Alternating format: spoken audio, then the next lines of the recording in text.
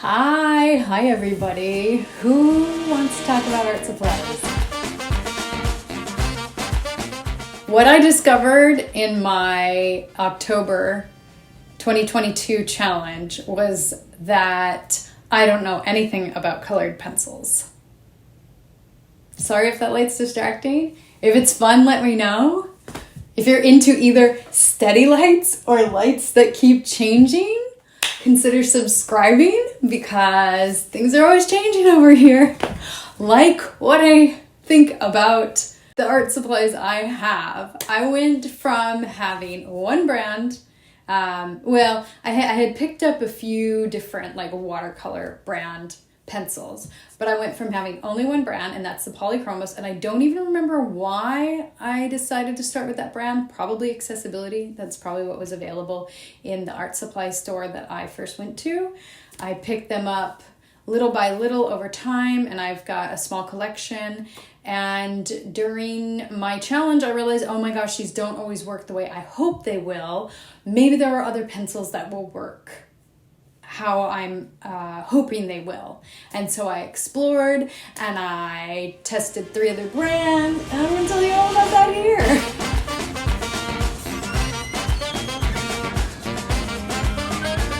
So I got to the art supply store and I quickly realized that I prefer Polychromos pencils to basically all other pencils. I like how smooth they are, and I was disappointed to find out that my favorite pencil is still my favorite pencil.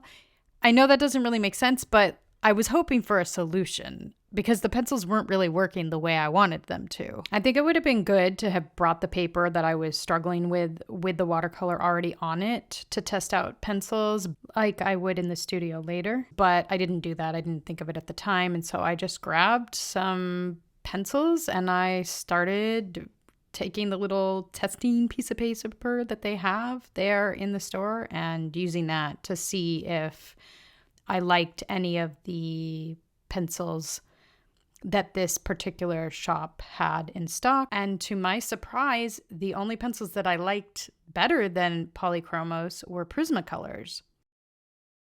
So I'm back from the art supply store. My dogs think I'm gonna walk them, and so they're making all kinds of noise. So it's walking time. Just me saying the word. They're running all over. Okay.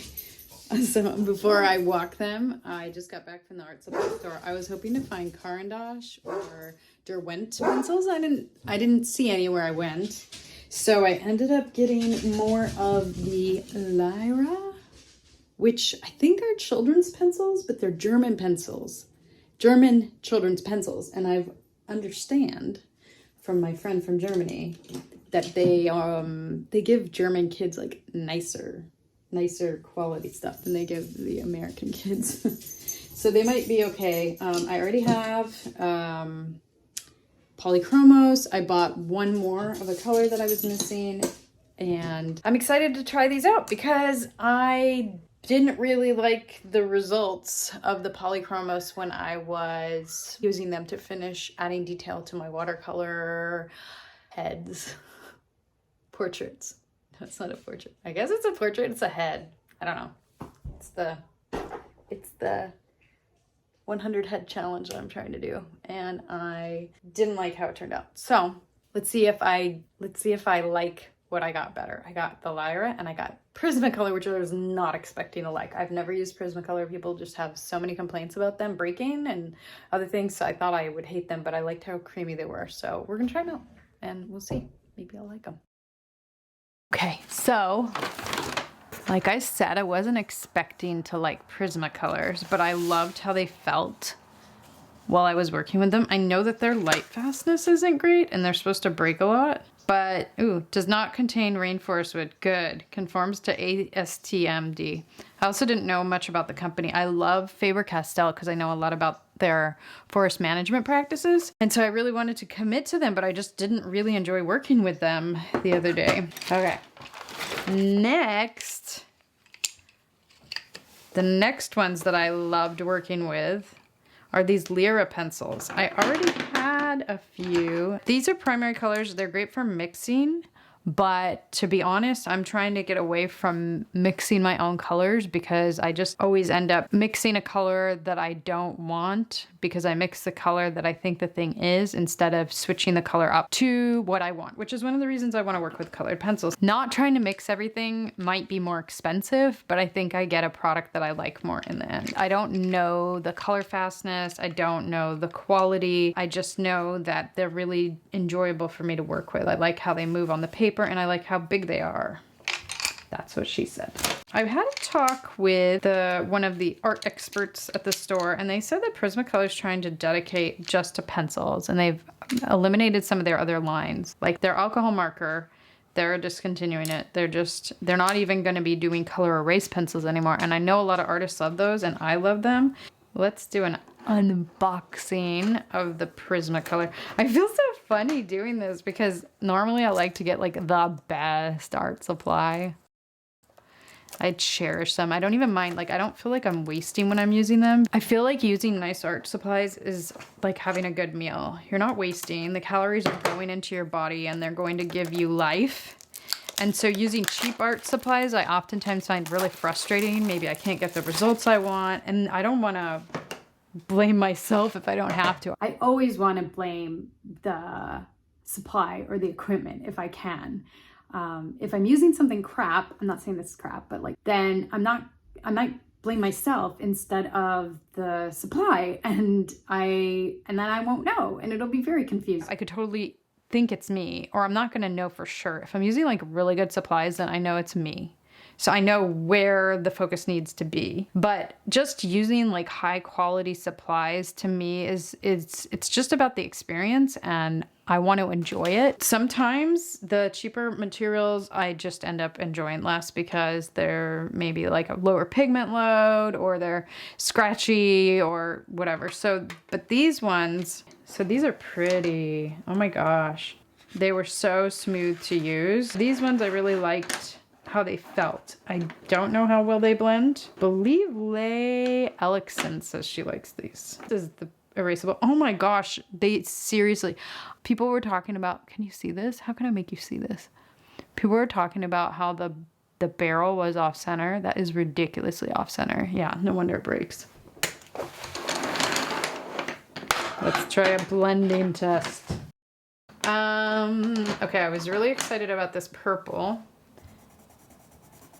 Ooh, it's so smooth. Oh, there was some scratchiness. Hopefully it's whatever coating's at the end.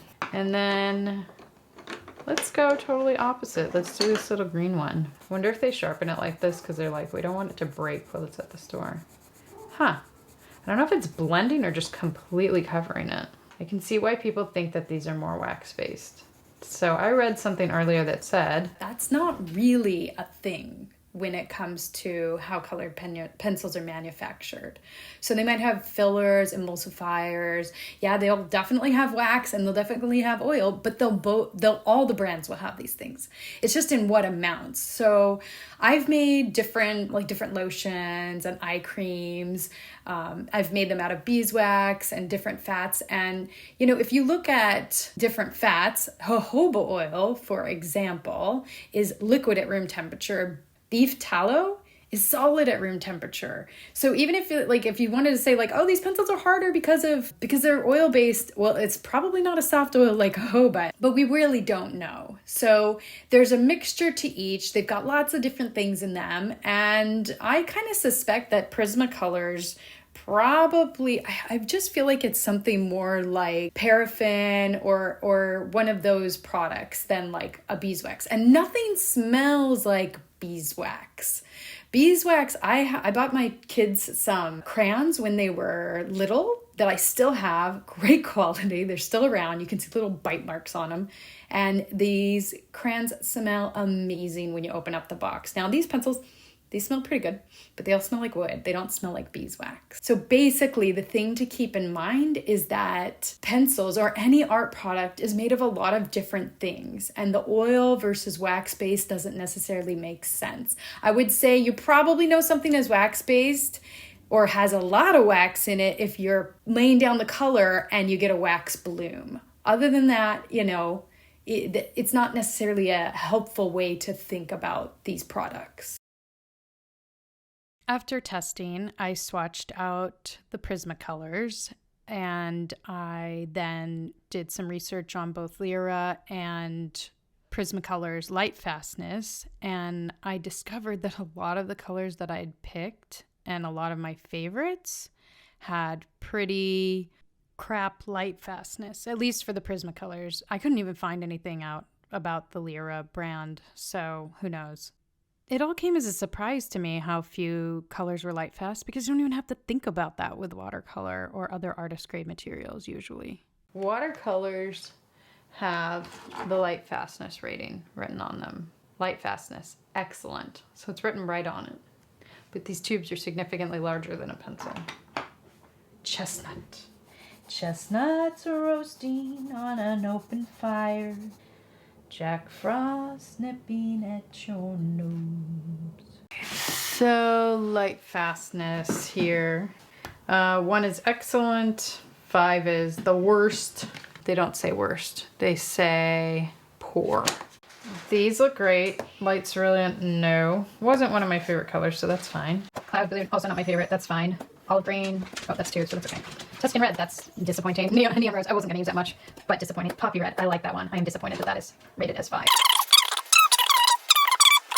Black Cherry, so happy that that's a good one. Nectar and French Gray, 50% French Gray, great. I wasn't going to give up on Prismacolor yet though, so I went through and I wrote down all of the colors that I thought I would like that were Lightfast. I made notes with plans to go to the store and pick them all up later. I was at the beginning of the Undying Tales October challenge, and I wanted to just get something that was going to work very well, which the Prismacolors did. They worked really well, but if they're not Lightfast, I don't want to fall in love. I don't want to fall in love with something that's going to end up that won't allow me to sell my artwork later if I wanted to. I discovered that the way things are rated with the Lightfast systems can differ brand to brand. And so I was a little confused at first. Actually, I'm still pretty confused, but the Color Pencil Society has created the ASTM 6901 standard in conjunction with Derwent, Prismacolor, and Van Gogh. Caran also adheres to the standard, and Polychromos, however, uses the blue wheel scale, which they say is more precise, which is really nice. Except unless you're trying to compare all these different systems in any way that can make sense to you without a lot of extra work. But Lisa Lashley has made a chart comparing those scales, which really helps. And she's also made some really awesome comparison videos. There are a lot of brands who don't seem to be trying to adhere to any standard at all, and they don't seem to be doing any in-house testing, and if they are, they may not be being completely honest about it. It seems like the color pencil brands that are trying to compete in the artist grade market are trying to make products that adhere to the ASTM 6901 standard. It seems like they're trying to create products that are better for professional artists. Before learning any of this, I decided to put markers on both my Prismacolor and my Polychromos, not realizing that they were using different scales and that whatever was the lowest on Polychromos was actually not quite as low as the lowest on Prismacolor. Polychromos has in the collection several colored pencils that aren't Lightfast, but Prismacolor has so many, and it was really heartbreaking to find out so many of my favorites weren't Lightfast. I had picked the colors I liked best, and I wasn't really in the market to buy any colored pencil sets or a huge amount of pencils. Just wanted to get something that would work well. After discovering the Lightfastness issue, I did a deep dive trying to better understand what was going on and why is there so much confusion around them. And what I discovered is that they weren't really taken very seriously for a very long time. Some of that may be due to prejudice, like there are they were used in coloring books and they're for children and therefore they're not for professional artists. But then the other issues are possibly manufacturing. So there's been quite a bit of advancements in manufacturing that have taken place that have made it so that colored pencils can be created higher quality. Was the tech not there in the first place because of prejudice, or was it just not there and now it is, and that's great? I'm not really sure, but I did all this research and then I just decided to query ChatGPT to give me a little bit of a breakdown of the history, and I'm going to share that with you right here. And that history kind of tells us how colored pencils have transformed from a child's toy into a taken seriously professional artist medium. I haven't had time yet to get to the art supply store to buy the Lightfast Prismacolors, but I did put in an order to Jackson Art Supply in England. I had some Roman small watercolors waiting in my cart, and I just decided to add some Caran Luminance and Derwent Lightfast pencils to the mix so that I could test them out along with the Prismacolors that I'm testing out. And the box is amazingly already here, so let's unpack this. Let's see if they're as good as the reviews online say that they are.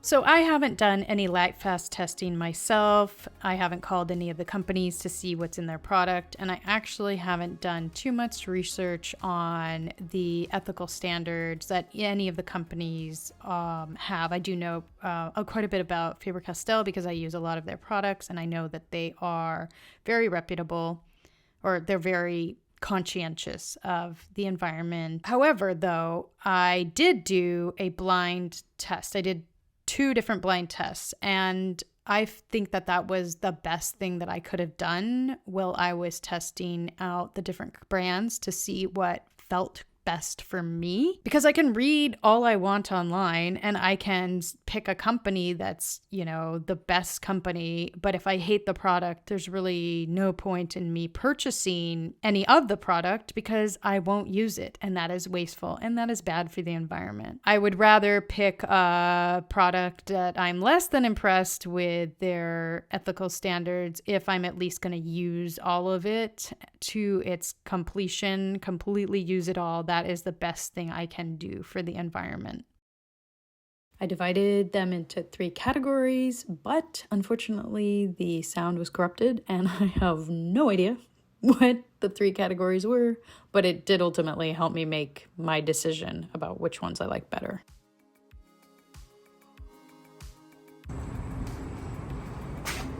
And I purchased not all of them, but most of the Prismacolors that I determined were indeed Lightfast. I'm pretty excited to use these. They are my favorite. I would say my second favorite are the Derwents. All the pencils that were Lightfast with this yellow tape, but I think I'll take it off and just assume if it has tape on it, it's not Lightfast, because I don't really like that yellow.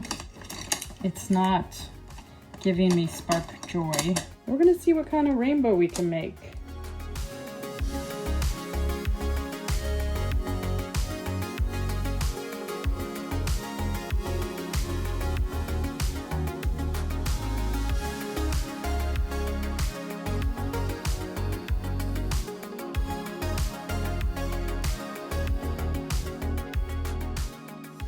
Okay, so heading out to Blick to check out what colored pencils they have in stock. I know what they have online, but it might be different. And I am hoping to pick up one Prismacolor pencil that I forgot, cobalt blue hue. I'm hoping that they also carry Caran Luminance or Derwent Lightfast. I bought a few of them online as you saw earlier, and I really like them. And I'm not really ready to commit to a set yet. I want to do some more testing to see if all of the Derwent pencils are scratchy or if it's just one or two. So I want to see if I can pick up some more. And it'd be really nice to know if they're accessible, if there's something that I can get to easily without having to buy just online.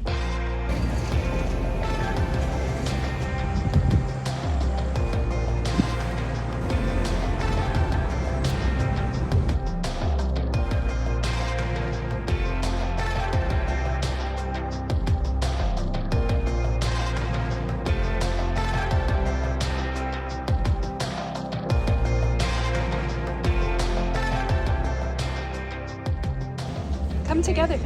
Ruby, come here. Sit. Come here. You guys make the art supply aisle even better. Oh, they're so cute.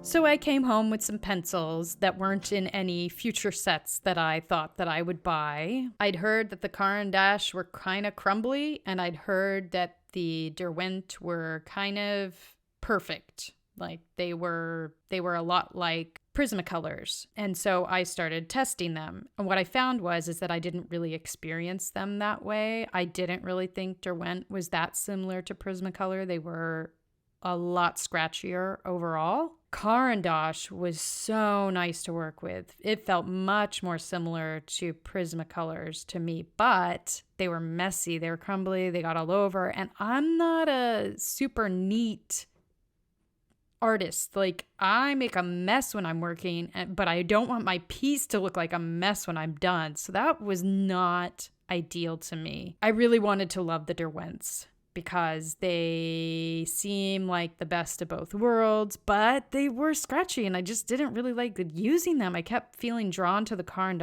even though they were super messy. I shouldn't say super messy. They were the messiest out of all the pencils that I had purchased, out of all the brands, including the non-Lightfast brands. So Lightfastness and how scratchy a pencil are not the only things that are important to me when it comes to colored pencils. I also really care about whether or not a pencil keeps its point. Well, I don't care that much about it. I figure you can twist it if you need to find a sharper edge. But I also care how it blends. I don't necessarily need it to blend the best. I just need to understand how it blends. So Polychromos don't blend super easily. They're pretty translucent. You can build up layers very slowly, and you can build up a lot of layers, and I really like that about them. They're very similar to watercolors in that way. Most other brands are quite a bit heavier handed, and they can blend more easily, and they tend to show less texture in the long run than Polychromos do. But I really like that Polychromos show texture sometimes. It kind of just depends on what I'm going for. But if something does blend really well, the chance of you accidentally blending it by putting your fist in it and accidentally rubbing it around is a little bit higher with Polychromos. If you put your hand down on top of what you've already done, you might get away with not much color being transferred anywhere else. So we've reached the end of this story, and I'm ready to share with you which brands I ultimately chose after all of this researching and testing. But first, why don't I share with you the mystery of the changing light?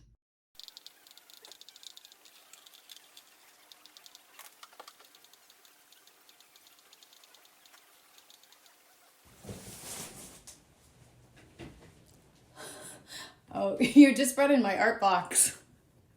Actually, you want to hand it to me? Because that's totally like applicable to what I'm recording. It's a impromptu unboxing. Thank you. Okay, so this isn't exactly art supplies, but this is an art supply holder. I already have one of these boxes. And I actually kind of ruined it by putting a plant on top of it, and the water got on there, and then I think the light's changing behind me. Oh, there's a way to make it constant. You know what? I've already been recording. I'll just leave it. Or I won't use this It at might all. be interesting. Maybe not other people are having. It might be entertaining. Here is a box that, oh my gosh, it's empty. Oh, it's going to be super useful for other supplies because I actually took out some of the insides before I started actually keeping pencils in these boxes. So right now, the box that I have of this is holding pencils in it. Before it was holding pencils, it was holding different mess of stuff, graphite pencils and other like mixed media. My Caran. I didn't actually have space for this, so I'm gonna put it in that bottom drawer right there. I thought I was buying the exact same box. Most artists, somewhere deep inside them, they really want that big box, that big set with all the colors in rainbow order. But I have never felt like I actually wanted that because it seemed indulgent and overwhelming actually. So I've actually been considering getting the big Polychromos set for several months, even before I did any of this research and looked into what other pencils were out there. And I didn't because of those reasons. But during my testing, I realized that the mixing and matching was really hindering my ability to figure out how the different pencils work. And so I decided to buy not one, not just two, but 3 sets. And 2 of them are really big sets. I bought the Derwent 24 drawing pencil set.